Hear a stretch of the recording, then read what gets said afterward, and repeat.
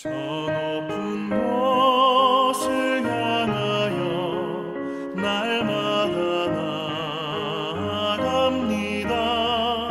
내 뜻과 정성 모아서 날마다 기도합니다.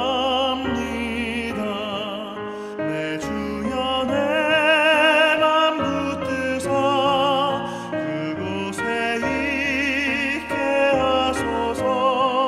그곳은 빛과 사랑이 언제나 넘치옵니다.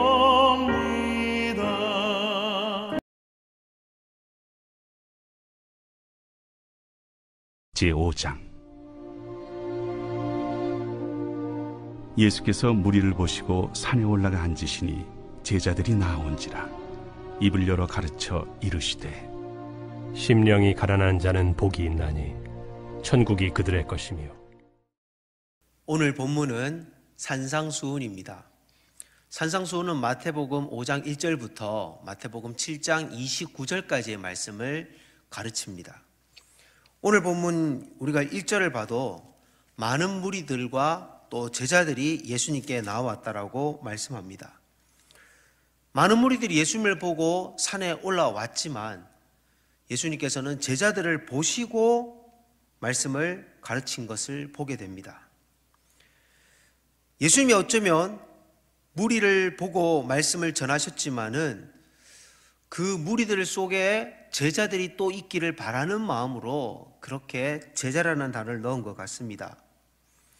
입을 열어 가르쳐 이르시되, 오늘 이 말씀 한번 보시면 뭔가 뜸을 들이는 말이지 않습니까? 바로 말하면 되는데 뭔가 입을 열어 가르쳐 이르시되, 그만큼 산상수훈이 중요하다는 겁니다. 근데 이 내용은 사실 심령이 가난한 자는 복이 있나니 천국이 저희 것이며, 아마 교회를 다니지 않는 분들도 이런 팔복이라는 시에 대해서 들어본 적이 있습니다. 그래서 윤리적으로 이 시를 이해하기도 합니다. 마음이 가난해야 된다, 뭐 불교적인 의미하고 비슷하죠.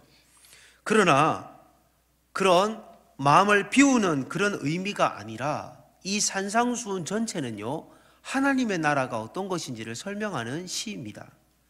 여러분, 하나님의 나라는 어떤 것입니까? 우리가 하나님의 나라를 이행하는 삶은 어떻게 사는 것인지 오늘 이 말씀을 통해서 깨달음을 얻었으면 좋겠습니다. 하나님의 나라의 제자로서 합당한 윤리의식은 첫 번째, 마태복음 7장 21절 한번 여러분들 성경을 찾아보시기 바랍니다. 제가 읽어드리도록 하겠습니다. 나더러 주여 주여 하는 자마다 다 천국에 들어갈 것이 아니요 다만 하늘에 계신 내 아버지의 뜻대로 행하는 자라야 들어가리라. 마태복음 7장 21절을 금방 읽었습니다. 우리가 읽은 이 천국의 말씀에 보면 다 아버지의 뜻대로 행하는 자라야 들어가리라, 이렇게 아직 완성된 것이 아닌 이 땅에서 하나님의 나라에 들어갈 백성의 삶에 합당해야 들어갈 수 있다, 미래성을 얘기합니다. 그러나 오늘 우리가 읽은 마태복음 5장 3절 말씀을 보면 심령이 가난하면 천국이 그들의 것이다, 이미 현재형을 얘기하고 있습니다. 이미 우리 것인데 왜 7장 20의 1절의 마지막 절에는 이렇게 실천해야 된다 이렇게 강조하고 있습니까? 즉 하나님의 나라는 이미 우리에게 주어진 것이지만은 그 삶에 합당한 우리가 제자로서 하나님의 나라를 이루어 가야 된다, 그런 미래성이 있습니다. 제자들에게도 이미 하나님의 나라는 임했지만 제자들은 아직 완성되지 않은 하나님의 나라를 위하여 자신의 사명들을 감당하고 있습니다. 산상수훈을 통해서 우리가 어떻게 달려가야 될까요? 저는 이 산상수훈에서 오늘 1절에서는 어떻게 얘기하고 있습니까? 산에 올라가 앉으시니. 자, 왜 산상수훈이라고 그러는지 여러분이 이해하시죠? 산이니까요. 왜 그런데 산이라는 단어를 마태가 강조를 했는데, 이 마태복음 산상수훈은 끝나는 7장 26절, 27절 말씀에 보면 어떤 장소가 나옵니다. 제가 한번 읽어드리겠습니다. 마태복음 7장 26절, 27절 여러분들 생각을 보십시오. 나의 이 말을 듣고 행하지 아니하는 자는 그 집을 모래 위에 지은 어리석은 사람 같으리니 비가 내리고 창수가 나고 바람이 불어 그 집에 부딪힘에 무너져 그 무너짐이 심하니라. 아멘. 자, 여기 보면 모래 위에 지은 집이라고 얘기합니다. 산 위에 올라가서 강조한 단어와 모래 위에 지은 집은 무너질 수밖에 없다.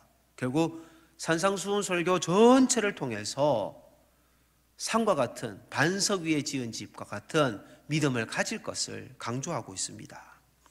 여러분, 우리가 하나님의 나라에 속한 자로서 합당한 복을 받으려면 이 팔복을 이해해야 되는데요, 오늘은 첫 번째 심령이 가난한 자의 복에 대해서 나누겠습니다.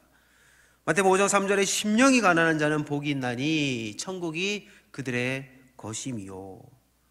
여기서 심령이라는 단어와 가난이라는 단어를 같이 연결해서 말씀을 하고 있습니다. 왜 심령을 가난으로 표현했을까요? 마음의 상태가 가난해진다는 것은 여러분 마음이 겸손해지고 겸허해지는 것이겠죠.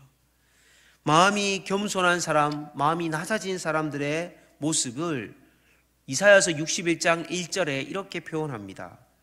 주 여호와의 영이 내게 내리셨으니 이는 여호와께서 내게 기름을 부으사 가난한 자에게 아름다운 소식을 전하게 하려 하심이라. 가난한 자에게만 아름다운 소식이 들린다는 거예요. 마음이 가난해야지 하나님의 복음이 거기에 이해가 되어진다는 겁니다. 여기서의 가난은 이 땅에서의 물질적인 가난이 아니라 마음에 하나님 앞에 내가 낮아지는 겁니다.